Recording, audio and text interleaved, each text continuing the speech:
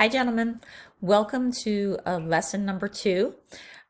This lesson will be posted on Wednesday, March 18th. There will be a classwork assignment associated with it. It should be turned in no later than Thursday by 11:59 p.m. And you could turn it into Google Classroom. That assignment will be associated, a worksheet associated with a livable wage. Okay, so last time we were together, we started to talk about this new unit, chapter 7, on the workers and the rights of workers. And we left off talking about how Jesus himself was a man of work. Him and all the apostles worked. We also said that his greatest work was our redemption. And where we left off, and this is where I want to pick up, is we left off on this concept that Jesus, first of all, taught that everyone that you saw that he himself worked, and he obviously that work is good, but he also shows throughout his life that work has its proper place. And a parable that I kind of skipped over that is mentioned on the bottom of one of the slides is not a parable, rather the story of Martha and Mary, which is contained within the chapter of Luke.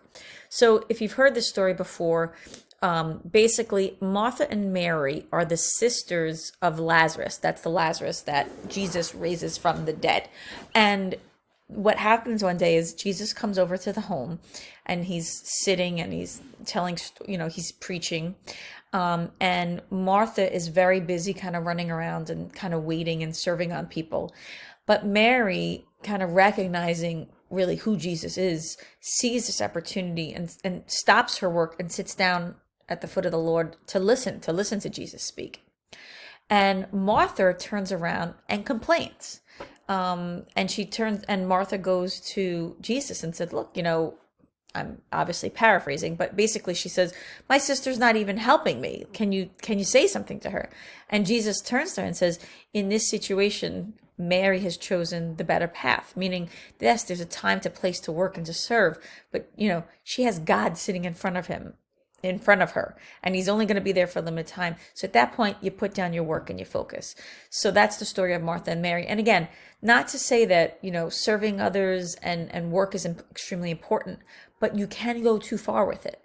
And if you push Jesus aside and push your family aside and all you focus on is work, then it's gone too far. Okay, so now work, even when you do have it in its proper place, work is always going to have a cross to it. There's always going to be some suffering involved with work. When you're doing more of physical labor, maybe you're going to have to work out in the cold. Maybe you have to work longer hours. Maybe the job is physically taxing. If it's more kind of like intellectual labor, you might have a long commute to work. You might have a difficult boss or difficult co-workers. But that suffering, we know, because of original sin, is always going to be present in work.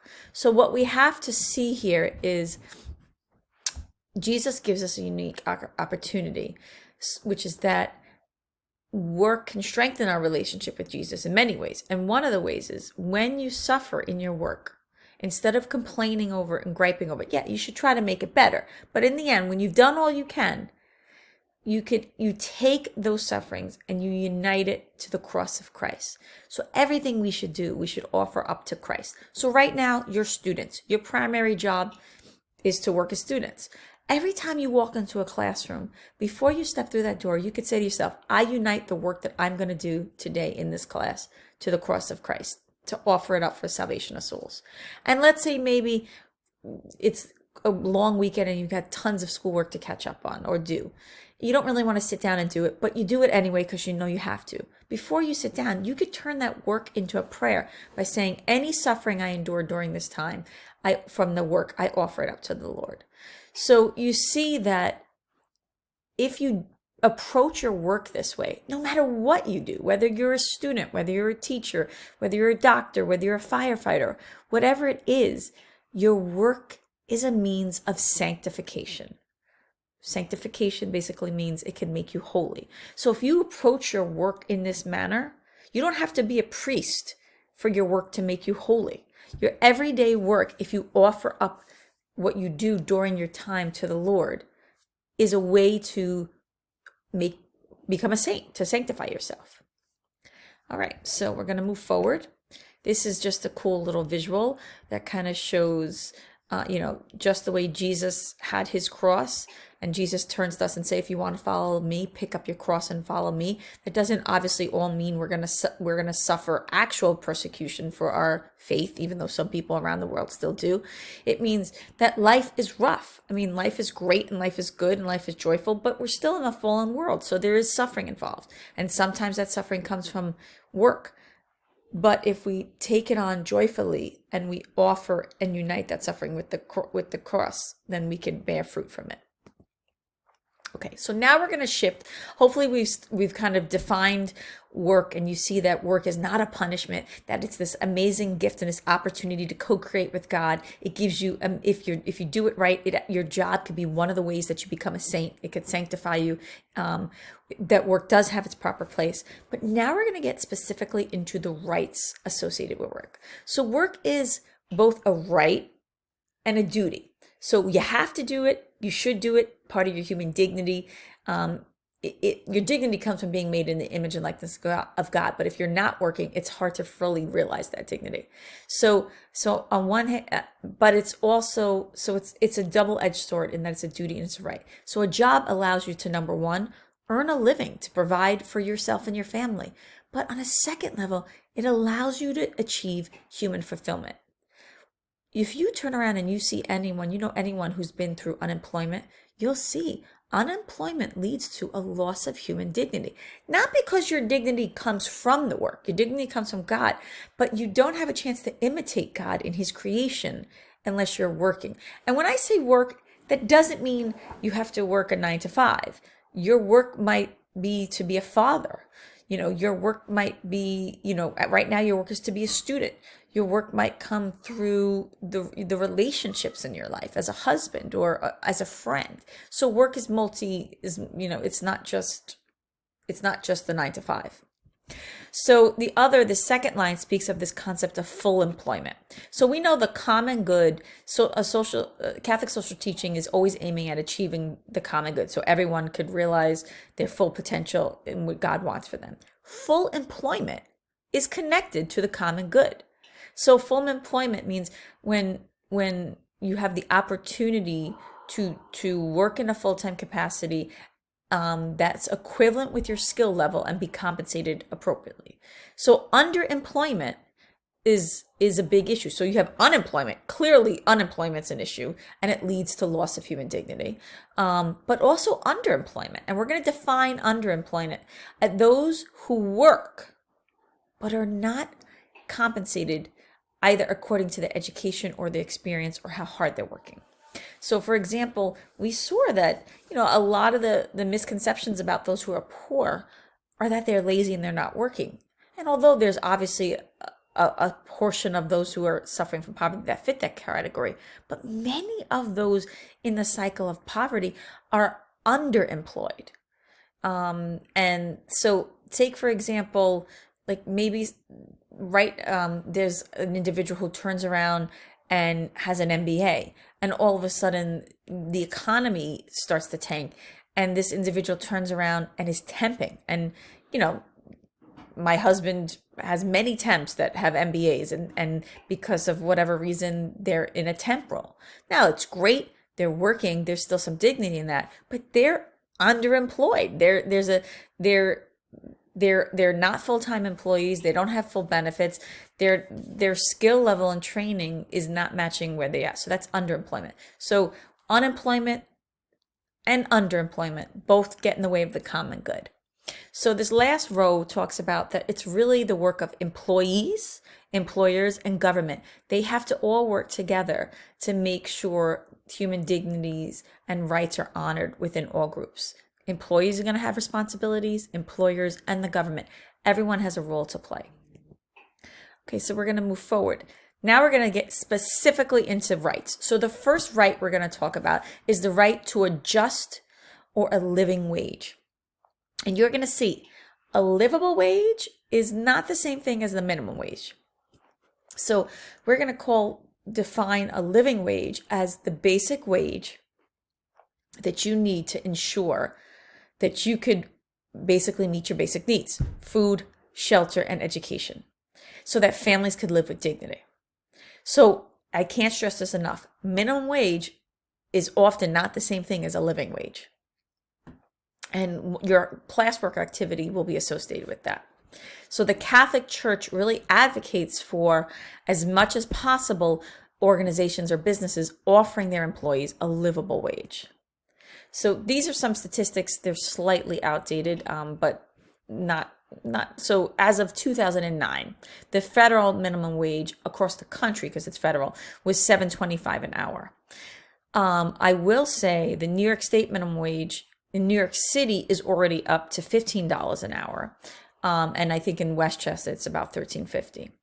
So the point is, those are your minimum wages. And I have to say, New York State has been very aggressive in their minimum wage.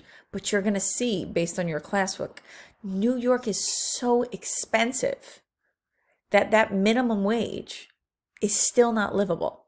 So, we're not saying that if you work at McDonald's, you should make $30 an hour. But what we are saying is we have to get creative. And if their main job is a minimum wage paying job, there's got to be some other safety nets in place. Otherwise, this is how people who are working full time or even more than full time fall into poverty. So this is an interesting slide. This is a slide that basically speaks of the benefits of a livable wage, and that the benefits are really for multifaceted. So obviously for the worker, having a livable wage alleviates poverty for families falling under the poverty line. It increases job satisfaction and improves morale. Individuals who make more are able to gain access to education, so that they're not working at a minimum wage, at an entry level job forever. It allows them to have childcare, so they can work more hours, or healthcare. From a business perspective, it has tons of productivity benefits: lower absenteeism, lower turnover, lower training costs, improved morale, improved quality of service, better PR and advertising, because the firm themselves can advertise as one who promotes a livable wage. And then just the company has a better workforce and is able to promote a more stable economy. So even when you have more companies doing a livable wage, the whole economy benefits, because there's a reduction of poverty, there's increased spending because people have more to spend. You see a fairer, more just society. There's less reliance on social services. Again, consumer spending increases, and essentially everyone benefits. So this is the argument behind a livable wage. From more of an economic standpoint, is that it's good for everyone. From a Catholic social teaching perspective, it comes under the fact of, as a worker, you have a right, if you're going to work and you're going to work hard and you're going to bring your best self to your job and you're going to commit the hours, you should at least be able to have your basic needs met. So the last slide we're going to cover, number one, the first right of workers under Catholic social teaching is the worker has the right to a just or livable wage. The second right of workers is there needs to be a right to rest. So yes, God is all for working hard and using the talents he gave you. It's your duty to develop and work the talents that God gave you, and to work hard and to use it to build up the kingdom of God and to provide for yourself, your family. But even God, we see in this creation story, he created for 6 days, but on the seventh day, he rested. The Sabbath rest is this. So where you're saying, you might say, Mrs. Gentili, this doesn't sound like religion anymore. But this concept of the right to rest actually is biblical, and it comes out of the Sabbath rest. Rest from work allows time to strengthen family bonds, to worship together, and it stimulates the mind. It's good for you. If God even took the time to rest, so should we. And the third right, and this is where we'll stop and we'll pick up with the next lecture, is the right to a safe workplace. And you're going to see, we'll get into this more, but in the United States, OSHA is the federal government that kind of helps to ensure that the safety of employees exists. So we'll stop here. But so I guess the big things, just to kind of recap, the big things we want to walk away from is that that work is good.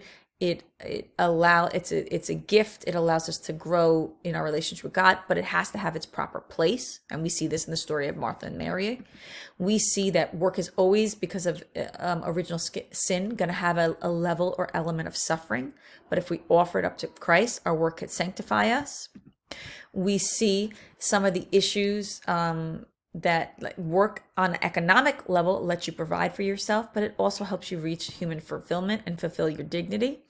We learned of the issue of underemployment, and we learned of this concept of the livable or just wage, which is not the same thing as a minimum wage. It's enough so that if you work full time, you could at least have your basic needs. And we also learned of the right to rest, to at least have a day a week off to kind of recharge your batteries and focus on God and your family, and a right to work in a safe workplace. So, gentlemen, please, I hope you took your notes. I hope that you get your classwork in on time. If you owe me any work, please get it done. Email me once it's done. And I know originally in the first lecture, I said I was going to be posting a series of 4 lectures. I met with the team, and we're going to be doing 2 to 3 lectures a week. This week, there'll be 3 lectures, Monday, Wednesday, and then Friday. And next week, there'll probably be 2 lectures. Next week, coming down the pipe, the big thing is that you'll have a 100-point at-home exam.